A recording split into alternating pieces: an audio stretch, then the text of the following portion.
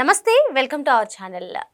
YCP అధినేత జగన్మోహన్ రెడ్డి 2024 ఎన్నికల ముందు వైనాట్ 175 వైనాట్ కుప్పం అనేవారు. ఇప్పుడు మరి జగన్మోహన్ రెడ్డి పరిస్థితి వైనాట్ పులివెందుల్లా మారుతుందని చెప్పి కొందరైతే విశ్లేషిస్తున్నారు.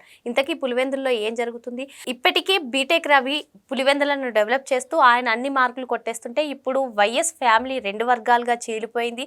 మరి జగన్మోహన్ రెడ్డిని సపోర్ట్ చేసే వాళ్ళందరూ కూడా ఇప్పుడు పులివెందుల్లో ఆయన చేరిన లేరు, వేరే తీర్థం పుచ్చుకుంటున్నారనే న్యూస్ వస్తుంది. మరి మొత్తానికి పులివెందుల్లో జగన్మోహన్ రెడ్డి పరిస్థితి ఏ విధంగా మారనుంది తెలుసుకునే ప్రయత్నం చేద్దాం. దీన్ని విశ్లేషించడానికి మనతో పాటుగా ఉన్నారు senior journalist doctor Vadlamani Kanakadurga గారు. నమస్తే మేడం. అండి. జగన్మోహన్ రెడ్డి ఎప్పుడు అంటుంటారు వైనాట్ 175 వైనాట్ కుప్పం అని. ఇప్పుడు మరి జగన్మోహన్ రెడ్డి పరిస్థితి వైనాట్ పులివెందులుగా మారబోతోంది అని చెప్పి కొందరు అయితే అంటున్నారు. మరి పులివెందుల్లో వైఎస్ జగన్మోహన్ రెడ్డిని ఇప్పటి వరకు నమ్ముకుని ఉన్నటువంటి కుటుంబీకులు ఇప్పుడు ఆయనను కాదు అని చెప్పి వేరే పార్టీకి వెళ్ళిపోవాలని, ముఖ్యంగా టీడీపీలోనే చేరాలని ఆలోచిస్తున్నట్టు. మరి ఇప్పటికే తల్లి చెల్లి దూరమై ఉన్నటువంటి జగన్మోహన్ రెడ్డికి ఈ షాక్ ఎలా ఉండబోతుంది అంటారు? ఇంకా పులివెందుల్లో ఇంకో పక్క చూసుకున్నట్లయితే మనం బీటెక్ రవి గారు అసలు జగన్మోహన్ రెడ్డికి ఛాన్స్ ఇవ్వకుండా పులివెందులను చాలా బాగా డెవలప్ చేస్తున్నారని, ప్రజలు కూడా బీటెక్ రవి గారికి చాలా సపోర్ట్గా మద్దతుగా నిలుస్తున్నారు అన్నట్టుగా కూడా కొందరు చెప్తున్నారు మేడం. మరి మొత్తానికి పులివెందుల్లో జగన్మోహన్ రెడ్డి పరిస్థితి ఏ విధంగా ఉండబోతుంది అంటారు? ఎలక్షన్స్ ముందు వైనాట్ కుప్పం అన్నారు ఎవరు? జగన్మోహన్ రెడ్డి. వైనాట్ పులివెందుల అని చంద్రబాబు నాయుడు గారు అన్నారు. సో చంద్రబాబు నాయుడు గారి తెలివితేటలు ఎట్లా ఉంటాయి, చంద్రబాబు నాయుడు గారు ఒక ఎత్తు వేస్తే ఎలా ఉంటుందో ఇప్పుడు జగన్మోహన్ రెడ్డికి తెలుస్తుంది. అంటే దిమ్మ తిరిగిపోవటం అంటారు చూడండి, ఆ దిమ్మ తిరగడం ఏంటో ఇప్పుడు చూస్తారు ఆయన. ఎందుకంటే ఎడుగూరు సందింటి వీళ్ళు ఎవరైతే ఉన్నారో వీళ్ళల్లో ఆల్రెడీ ఒక చీలిక వచ్చింది. అంటే జగన్మోహన్ రెడ్డి వైపు ఇప్పుడు అవినాష్ రెడ్డి కుటుంబం మేజర్గా వాళ్ళు తప్ప ఎక్కువ మంది ఆయన వైపు లేరు, వాళ్ళ చుట్టాలు కూడా. ఎందుకని? జగన్మోహన్ రెడ్డి 5 సంవత్సరాలు పరిపాలన చేసినప్పటికీ ఆ పరిపాలనలో పులివెందుల మీద పెద్ద దృష్టి పెట్టల. పులివెందులు అనేది అతనికి ఒక వారసత్వంగా వచ్చింది. వారసత్వపు ఆస్తిని కాపాడుకోవడంలో జగన్మోహన్ రెడ్డి విఫలమయ్యారు, అందులో సందేహం లేదు. అందుకని ఇవాళ 5 ఏళ్లలో ఆయన ఏం చేశారు అంటే ఎన్ని స్కాములు చేయాలో అన్ని స్కాములు చేశారు. ఆ స్కాములు చేసిన వాళ్ళల్లో ఆయన చుట్టూ ఉన్న వాళ్ళందరూ ఎక్కువ శాతం రెడ్లు. ఆ రెడ్లందరూ కూడా జైలుకి వెళ్ళటం జరుగుతోంది. రేపొద్దున్న ఈ లిక్కర్ స్కామ్లో ఇప్పుడు ఛార్జ్ షీట్ ఫైల్ అయ్యి ఆ ఫైనల్గా ఇప్పుడు చెప్పాల్సిన వాళ్ళు అంటే విజయసాయి రెడ్డి లాంటి వాళ్ళు జగన్మోహన్ రెడ్డి అంతిమ లబ్ధిదారుడు అని చెప్తే, ఈలోగా జైల్లో ఉన్న వాళ్ళందరూ, విచారణలో పాల్గొన్న వాళ్ళందరూ కూడా ఆల్రెడీ చెప్పేసి ఉంటారు. మేము చెప్పాక మేము మళ్ళీ బయటకు వెళ్తే బతకం అన్నవాళ్ళు కూడా ఈ పాటికి ఎవరు లిక్కర్ స్కామ్లో అంతిమ లబ్ధిదారుడు చెప్పుంటారు. ఇవన్నీ కలిపితే జగన్మోహన్ రెడ్డి జైలుకి వెళ్ళడం ఖాయం, నెంబర్ 1. నెంబర్ 2, ఈరోజు పార్టీ ఒక ఏమనాలి చుక్కాను లేని నావలాగా ఉంది వైసీపీ. రెండోది, ఇందాక మీరు అన్నట్టుగా తల్లిని చెల్లిని బయటికి పంపించాడు. తల్లి కూడా ఉన్నా కూడా అంతంత మాత్రంగానే ఉంది ఆయన మాటల్లో. చెల్లికి అయితే ఆస్తి పంపకాలు చేయలేదు. చెల్లిని ఎట్లా దూరం పెట్టాలి, చెల్లిని ఎలాగ అధపాతాళానికి తొక్కేయాలి అని ఇప్పటికి కూడా ఆయన ఆలోచిస్తున్నారు. మరో పక్క చూసుకుంటే మీకు పులివెందుల్లో ఈయన ఒకప్పుడు నేను పులివెందుల పులి మరొకటి అంటూ మాట్లాడిన వాళ్ళందరూ కూడా ఇవాళ అసలు జగన్మోహన్ రెడ్డి వైపు చూడటం లేదు. గతంలో చంద్రబాబు నాయుడు గారు సతీష్ రెడ్డి అనే వ్యక్తి చేత మొత్తం డెవలప్ చేయించారు పులివెందుల. చేయిస్తే ఏమైంది, అతని తర్వాత జగన్మోహన్ రెడ్డితో కుమ్మక్కయ్యాడు. అయితే ఇప్పుడు దుష్యంత్ రెడ్డి అనే వ్యక్తి అక్కడ డెవలప్మెంట్ కోసం చేస్తున్నాడు చెప్పాలంటే. సో ఈ రాజకీయాలు ఇలా నడుస్తూ ఉంటే ఇప్పుడు వాళ్ళ కుటుంబ సభ్యులు ఆయనకు దూరం అవ్వడం వల్ల ఇప్పుడు జగన్మోహన్ రెడ్డి పరిస్థితి ఏంటి? ఇటు పార్టీలోనూ పట్టు లేకుండా ఇటు చుట్టూ ఉన్న వాళ్ళందరూ జైళ్ళకి వెళ్ళి ఉన్న వాళ్ళకి రాజకీయం తెలియదు. వాళ్ళు తెల్లారులేస్తే జగన్మోహన్ రెడ్డి భజన, చంద్రబాబు నాయుడిని తిట్టడం, లేకపోతే పవన్ కళ్యాణ్ని తిట్టడం, లేకపోతే లోకేష్ని తిట్టడం, రెడ్ బుక్ అనడం, ప్రతిదానికి రెడ్ బుక్ ఆపాదించడం, ఇది తప్ప వాళ్ళకి ఇంకేం తెలియదు. మరి ఈ నేపథ్యంలో జగన్మోహన్ రెడ్డి ఏం చేస్తారు? ఇప్పుడు వీళ్ళందరినీ ఎలా ఆకట్టుకుంటారు? ఇప్పుడు మీకు అవినాష్ రెడ్డి ఎందుకు కూడా ఉన్నాడు? బికాజ్ బాబాయ్ హత్య కేసులో వీళ్ళందరూ కలిసికట్టుగా పనిచేశారు కాబట్టి అవినాష్ రెడ్డికి వేరే దిక్కు లేదు. ప్లస్ భారతీ రెడ్డితో చుట్టరికం వల్ల కూడా అవినాష్ రెడ్డి జగన్మోహన్ రెడ్డిని వదిలిపెట్టి వెళ్ళరు. ఇంకా ఎవరు మిగిలారు? ఉంటే మహా ఉంటే ఆ విమల మేనత్త ఒక్క ఆవిడ వీళ్ళతో ఉంటుంది. ఎందుకంటే ఆవిడ పద్ధతి వేరు కాబట్టి, ఆవిడ మతపరంగా ఆవిడ ఉంటారు. ఇంకా చెల్లెలు ఎలాగా దూరం అయిపోయింది. ఇంకా ఎవరు ఏంటి పులివెందుల పరిస్థితి అంటే, పులివెందుల రేపొద్దున్న ఎలక్షన్స్ పెడితే ఖచ్చితంగా తెలుగుదేశం వాళ్ళే అక్కడ నెగ్గుతారు.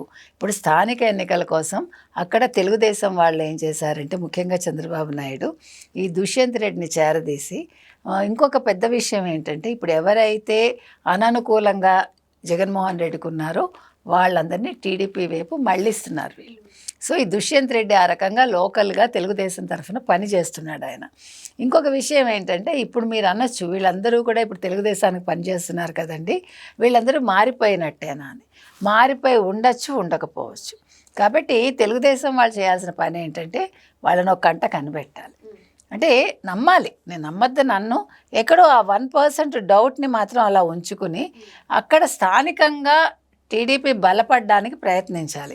ఎందుకంటే లాస్ట్ టైం మనకి నీటి సంఘాల ఎన్నికలప్పుడు వైసీపీ పాల్గొలేదు, కానీ ఇప్పుడు లోకల్ బాడీ ఎన్నికలు కావచ్చు, మున్సిపాలిటీ ఎన్నికలు కావచ్చు, ఖచ్చితంగా వాళ్ళు నిల్చోవాలి. సో ఇప్పుడు ఏం చేయాలి అంటే, చాణక్యనీతి అంటే ఎట్లా ఉంటుందంటే, మనం అవతల వాళ్ళని మన వైపు తిప్పుకోగలగాలి.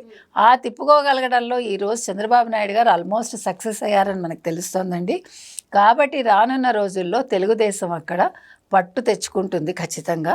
ఈ పట్టు వల్ల ఏమవుతుందంటే, పులివెందుల్లో 29 ఎన్నికల్లో ఖచ్చితంగా జగన్మోహన్ రెడ్డి ఓడిపోతారు, ఓటమి పాలవుతారు. ఇక్కడ ఇంకొక పాయింట్ మేడం, జగన్మోహన్ రెడ్డి 11కి ఎందుకు పరిమితం అయ్యారు సమీక్షించుకోకుండానే ఇప్పుడు మీడియా సమావేశాలు కానివ్వండి, కూటమి ప్రభుత్వం పైన బురద జల్లే ప్రయత్నం కానివ్వండి, ఇవన్నీ కూడా చేస్తున్నారు. కానీ ప్రజలే పులివెందుల మీద ఫోకస్ చేయండి, ఎందుకంటే పులివెందుల చేజారిపోయే పరిస్థితి ఉంది అని చెప్పి ప్రజలు అంటున్నారు. ఏంటంటారు పరిస్థితి? మీకు గుర్తుందో లేదో, నేను ఎలక్షన్స్ చాలా కాలం ముందే తెలుగుదేశానికి 145 వస్తాయని చెప్పాను. అంటే ఖచ్చితంగా చెప్పాను నేను. అయితే 134 వచ్చాయి.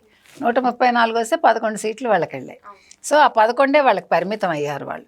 నేను ఎందుకు చెప్తున్నానంటే, ఇప్పుడు 11 వచ్చాక కూడా మీరు అన్నట్టుగా మనం ఎందుకు 11కు పరిమితం అయిపోయాము, పడిపోయాము అని ఆలోచించుకోకుండా తెల్లారులేస్తే ప్రెస్ మీట్ పెట్టి నన్ను అడ్డుకుంటున్నారు, నన్ను నా ప్రజలకు దూరం చేస్తున్నారు, లేకపోతే పోలీసులు అడ్డుకుంటున్నారు, పోలీసులను తిట్టి, తెలుగుదేశం వాళ్ళని తిట్టి, లోకల్ వాళ్ళని తిట్టి ఎవరికో ఏదో అన్యాయం అయిపోతుందని ఆలోచిస్తున్నాడు తప్ప, ఆయన అనవసరంగా ప్రెస్ మీట్లు పెడుతున్నాడు తప్ప, నేను ఎందుకు అన్యాయం అయిపోయాను, నా పార్టీ ఎందుకు అన్యాయం అయిపోయింది, ఎందుకు ప్రజలు మమ్మల్ని వద్దనుకున్నారు అన్న దాని మీద ఫోకస్ పెట్టకుండా ఆయన రాజకీయ జీవితాన్ని ఆయనే పాడు చేసుకుంటున్నారు కూడా.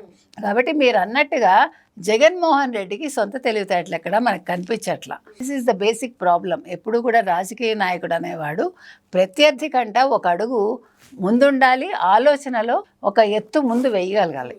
ఇప్పుడు మీకు చదరంగంలో ఎత్తులు ఎలా వేస్తారో అలాగా ప్రత్యర్థి ఏ ఎత్తు వేస్తాడు దానికి మనం ఎలా చెక్ చెప్పాలని ఆలోచించాలి. కానీ ఈయన మొదటి మెట్టు దగ్గరే ఉండిపోతాడు, మొదటి ఎత్తు దగ్గరే ఉండిపోతాడు. దట్ ఈస్ ద ప్రాబ్లం అనమాట. అంటే నేను మీకు ఎప్పుడు చెప్పినట్టుగా అతను రాజకీయ నాయకుడు కాదు. కాబట్టి రాజకీయ ప్రత్యర్థిని అంచనా వేయడంలో జగన్మోహన్ రెడ్డికి అంత తెలివితేటలు లేవు. ఆయన ఎంతసేపు అక్రమంగా వ్యాపారాలు, లేకపోతే డొల్ల కంపెనీలు పెట్టి హవాలా మనీలు, తర్వాత ఎలాగ మనం ఎదుటివాడిని నరకాలి, చంపాలి, చంపించాలి, లేకపోతే వ్యక్తిత్వ హననం చేయాలి, బూతులు మాట్లాడించాలి, అంటే ఒక ఏమనాలి, చాలా మీన్ మెంటాలిటీ అంటాం మనం, అటువంటి మెంటాలిటీ అయింది. కాబట్టి జగన్మోహన్ రెడ్డి రాజకీయంగా ఎదగలేడు, ఎదగడు కూడా. ఇది ఎందుకు చెప్తున్నానంటే, ప్రజలు చాలా తెలివైన వాళ్ళు కాబట్టి వాళ్ళు దీన్ని గ్రహించుకుని రాజకీయంగా ఇతను పనికిరాడు, ఇతను ఒక రాజకీయ నాయకుడిగా మనకేమీ చేయలేడని తెలుసుకుని చంద్రబాబు నాయుడిని కోరుకున్నారు. కాబట్టి 2029 మేము ఇంక 3 ఏళ్లే మేము వచ్చేస్తాము అంటే ఈయన పగటి కలలు కంటూనే ఉంటాడు. ఈయన ప్రజలు కూడా ఎలాగ ఆయన కలలు భగ్నం చేయాలి, ఎవరిని ఎన్నుకోవాలి అనే దాంట్లో వాళ్ళు చాలా తెలివిగా ఉన్నారండి. నిన్న 2 సర్వేలు చేయించారు చంద్రబాబు నాయుడు గారు. ఒకటి ఐ థింక్ కేకే సర్వే, ఇంకొక సర్వే కూడా ఏదో చేయించారు. 2 సర్వేల్లో కూడా ప్రజలు సంతృప్తిగానే ఉన్నారు, పథకాలు అందుతున్నాయని చెప్పారు. కాకపోతే ఏంటంటే దాన్ని ఫర్ గ్రాంటెడ్గా మాత్రం తెలుగుదేశం కూటమి తీసుకోకూడదు. వాళ్ళు సమీక్షలు చేసుకుంటూ 6 నెలలకోసారి సర్వేలు చేయించుకుంటూ వాళ్ళు ఎక్కడ విఫలమయ్యారు, ఎక్కడ ఏదైనా లోపాలు ఉన్నాయా, అభివృద్ధి ఎక్కడైనా కుంటుపడిందా, ప్రజల మనోగతం ఎలా ఉంది తెలుసుకుంటూ ముందుకెళ్తే 2029 ఖచ్చితంగా వై నాట్ 175 అని 175కి 175 తెలుగుదేశం కూటమి కైవసం చేసుకుంటాం.